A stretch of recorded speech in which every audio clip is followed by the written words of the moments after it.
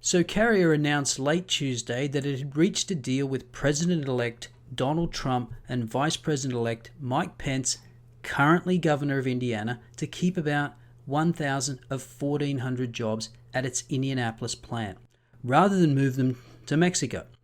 The company said state incentives from Indiana were an important consideration to its decision to stay put. Well, what were those state incentives?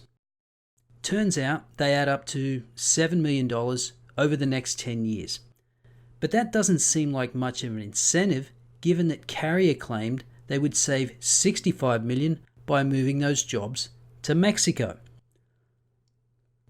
So why would you cheat yourself out of $58 million?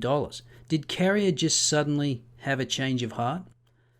Well, perhaps it has something to do with the fact that Carrier's parent company, United Technologies, is a major defense contractor with more than $5.5 billion in revenue from federal government contracts, or 10% of its total revenue.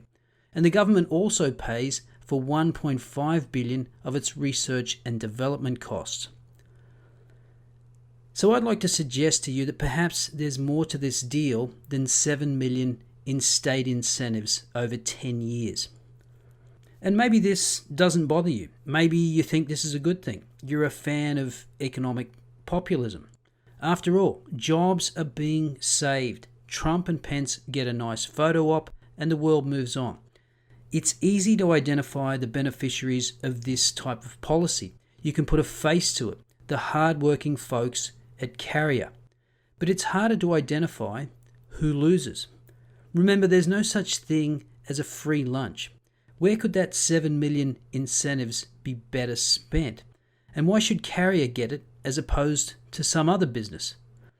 Ask yourself, do you think it's the job of politicians to pick winners and losers? Maybe you do. But were you okay with it when Obama did it with Solyndra or Caterpillar? If you weren't, then why is it okay when Trump does it? And what kind of precedent does this set? Does this now mean that if you want to get a tax break, you just threaten to leave the country and Trump will come to the rescue? Take the government hostage until they promise to hand over some goodies. If you think that's the way to do business, then you believe in crony capitalism. And again, maybe you're comfortable with that. But if you actually care about real economic prosperity and creating jobs, rather than just redistributing taxpayer money to save jobs, perhaps there's a better way to go about it.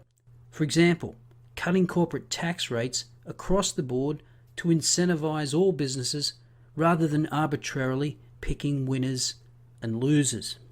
Something that Trump said he's in favor of and laid out in his election tax plan.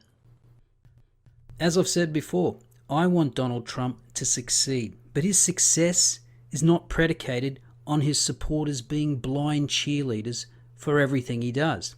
You have to hold him accountable, like citizens are supposed to do in a representative democracy, which means praising him when he does good things and criticizing him when he does bad things, like this deal.